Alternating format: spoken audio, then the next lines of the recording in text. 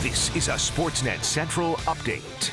Hello, everybody. RJ McCullough here with you. The MLB Winter Meetings are now officially underway in Maryland. We will break down every move made by all 30 MLB teams, but first, there is some Blue Jays news to report. Toronto has signed utility man Steve Pearce to a 2-year deal worth $12.5 million. In 85 games with the Orioles and Rays last season, Pearce hit .288 with 13 home runs and adds some much-needed versatility to the Jays lineup. In NHL news, the Toronto Maple Leafs have placed struggling backup netminder Jonas Enroth on waivers. Enroth was signed by the Buds in August to provide some relief for Frederik Andersen, but after starting 0-3-1 with a .394 goals against average, an .872 save percentage, and Kari Ramo practicing with the team, the move doesn't come as much of a surprise. Lou met with him today. Obviously, it wasn't going good enough.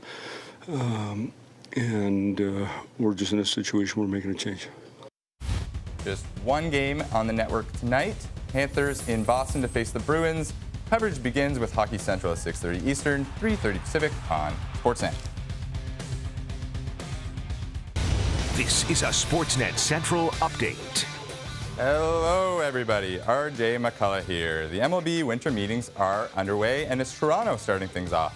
It may not be the name you're hoping to hear, but the Jays have signed utility man Steve Pearce to a 2-year, $12.5 million deal.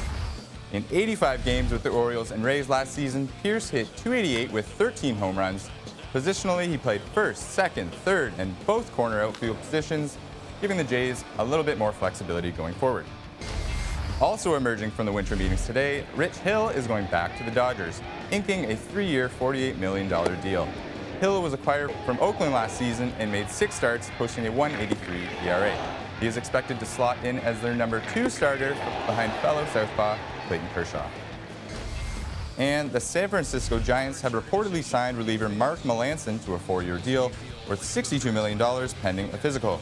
The 31-year-old righty saved 47 games in 51 opportunities last season in the National League between the Pirates and the Nationals. For more on all the rumors and rumblings from the MLB Winter Meetings, visit sportsnet.ca.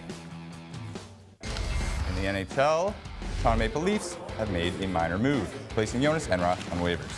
Enroth was signed by Toronto in August to back up Frederik Andersen, but to say he has been disappointing would be an understatement, going 0-3-1 with a .394 goals against average and .872 save percentage. Just one game on the network tonight, Panthers in Beantown to face the Bruins. Coverage begins with Hockey Central at 6:30 Eastern, 3:30 Pacific on Sportsnet.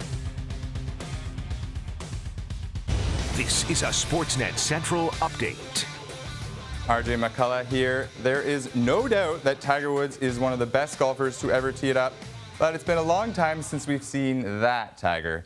Since his Escalade made international news a few years ago, we've seen a lot more Eldrick than we have Tiger. His last appearance on the golf course coming some 15 months ago. But this past week at the Hero World Challenge, Tiger treated us to a glimpse of what still could be, topping the field with 24 holes played under par and a Friday round of 65. Tiger Woods in Sunday red for the first time in a long time, starts 11 off the lead. Using the Scotty Cameron putter, he won 13 of his 14 majors with. Par 3/8, Woods coming off a birdie at the 7th with 25 feet left. Boom, drains it. After the turn, however, it was a different story. Par 5 11th, his 6th shot, can't get it to drop. It was bogey, double bogey, bogey on 10, 11, and 12. Drops him to 4 under on the tournament. Par 4 18th, Tiger. His tee shot goes way right. You heard him yelling 4. Lands in the hazard and was unplayable, forcing him to take a drop. Still on 18, Tiger's 5th shot up the slope. Nearly drops into the hole.